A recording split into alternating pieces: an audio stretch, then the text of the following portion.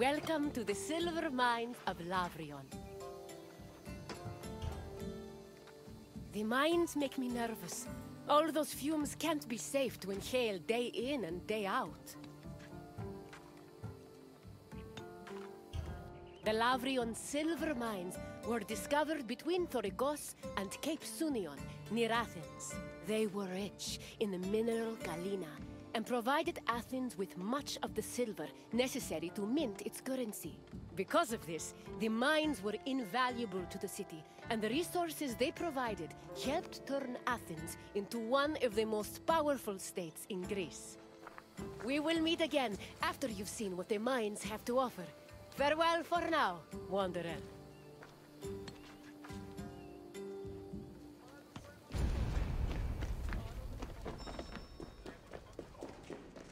Silver mines were extremely rare in ancient Greece, which only increased their importance. Athens started exploiting the Lavrian silver mines at the end of the 6th century BCE and used its metal to produce its currency. Production at the mines exploded around 485 BCE when an especially rich vein was discovered. The mine's abundant silver made Athens one of the wealthiest cities in Greece. They also provided the resources necessary to build a fleet large enough to defeat the Persians at the Battle of Salamis. In short, the Lavrian mines played an integral part in the emergence of Athens as a Greek superpower.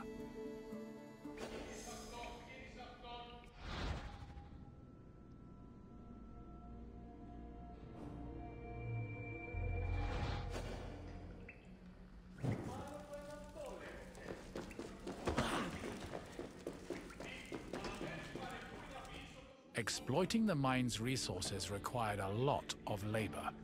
To meet this requirement and save on cost, Athens leased out mining concessions to its citizens, who had their slaves to do most of the work, alongside poor day laborers.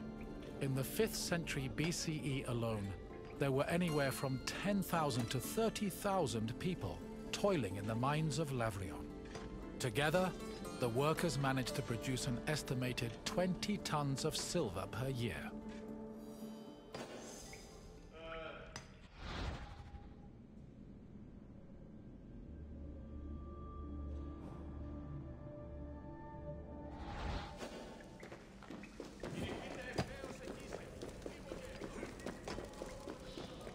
Mining in Lavrion was a two-step process.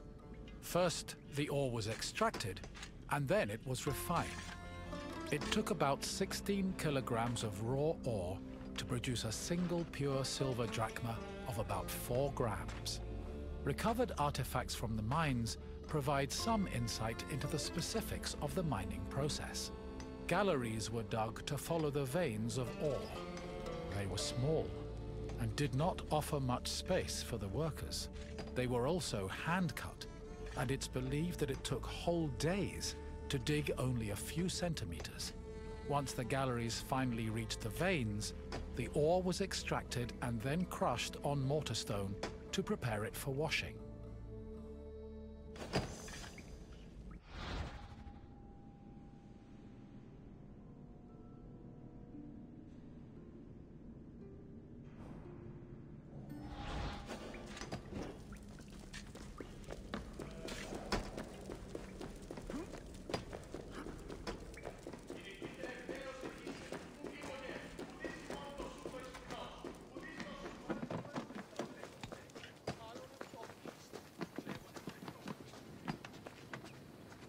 Mine workers used washeries to help clean rock from the ore.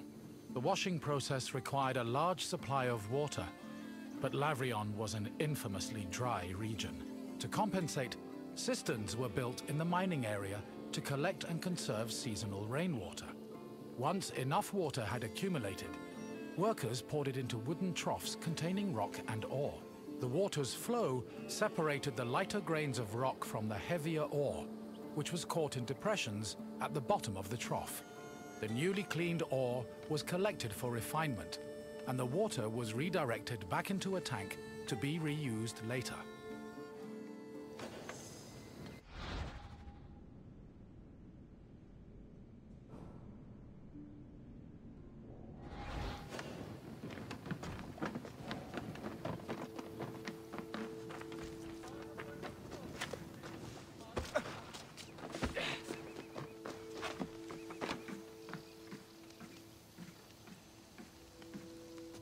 Once the ore was clean and dry, it was ready for smelting.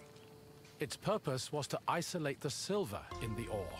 To do this, the ore was placed in a conical furnace filled with combustible charcoal. Bellows pumped air into the furnace to control the temperature. Inside, the ore burned, emitting a toxic smoke that was evacuated through a chimney. Eventually, the silver alloy was separated from the slag and collected for the last step in the refinement process, cupellation. Cupellation removed any leftover lead from the silver. The smelted alloy was placed in a cupel, an absorbent bowl made of bone ashes. It was then put in a furnace, where it absorbed the lead and left only silver behind.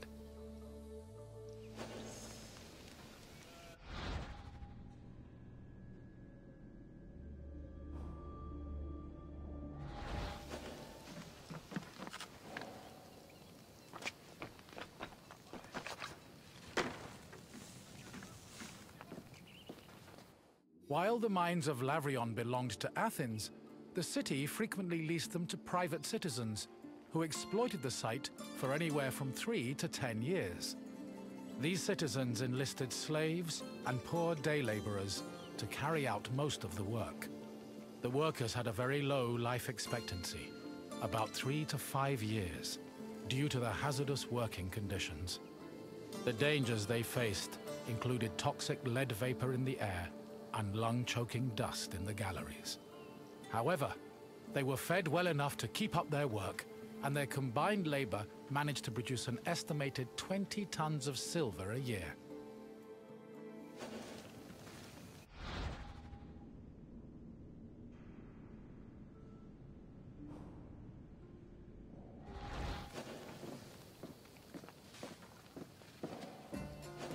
I hope you enjoyed your trip through the mines. We talk so much of Athens' glory, but we often forget the city's power was due to tremendous amounts of work. Work that often had a great human cost. What else would you like to do? Excellent. Let's begin. What was the last step in the silver refinement process? Yes! Cupellation removed any remaining lead, leaving only the silver behind. Now, for the second question. How did workers acquire water for the ore washing process? Correct. The workers used cisterns to collect the seasonal rainwater. Now, the final question. Which famous battle did the mines help Athens win? Correct. The Athenians used silver from the mines to finance a massive fleet for the Battle of Salamis. It's clear your visit has taught you much. A job well done, Wanderer. Farewell, Wanderer. Best of luck on your journeys.